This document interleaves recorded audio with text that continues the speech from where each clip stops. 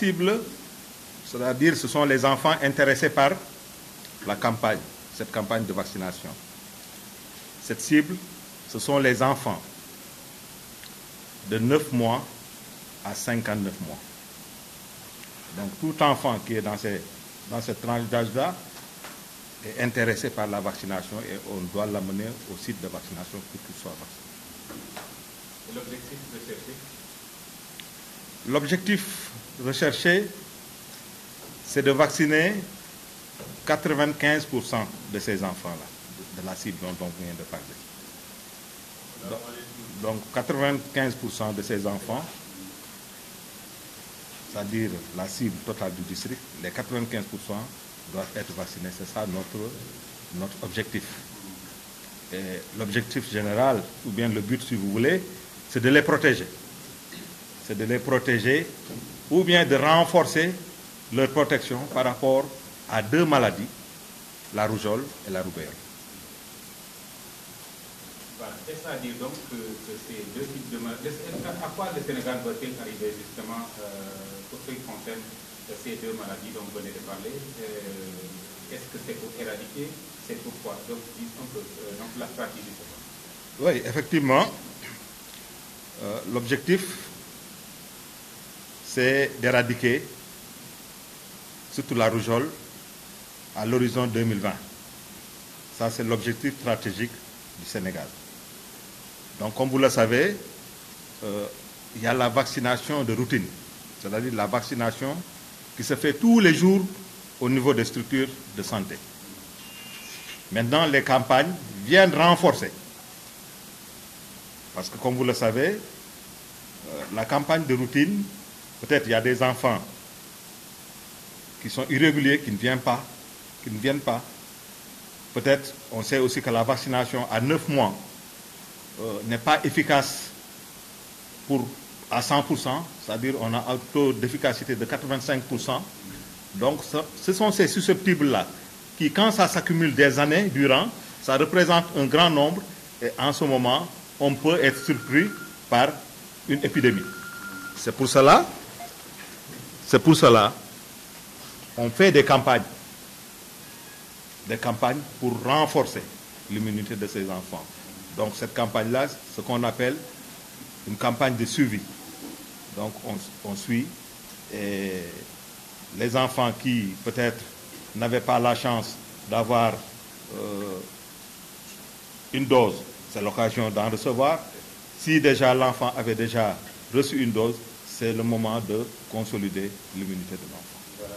Peut-on avoir une petite idée de la situation de la maladie, disons la rougeole, et un peu de la rubéole au niveau du district? Alhamdulillah, au niveau du district sanitaire de Thiès, ces maladies-là depuis un certain temps. Parce que, comme vous le savez, nous faisons ce qu'on appelle la surveillance épidémiologique. C'est-à-dire toutes les maladies qui sont évitables par la vaccination, on les surveille pour voir est-ce qu'elles sont en train de diminuer. Et à chaque cas, quand il y a un cas, on fait ce qu'on appelle la riposte. Mais pour Thiès, Dieu merci, depuis des années, on n'a pas eu de cas de rougeole. Mais ça, c'est dû à la vaccination.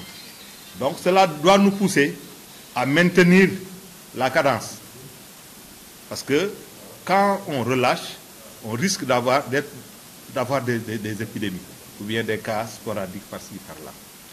Donc, comme ces efforts-là nous ont permis d'arriver à ce résultat, c'est le moment de ne pas lâcher, donc, et d'inciter l'ensemble des acteurs, c'est-à-dire que ce soit des mamans, les pères d'enfants, les gardiens d'enfants, les grands-parents, à pousser, à amener les enfants au niveau des points de vaccination pour qu'ils soient vaccinés.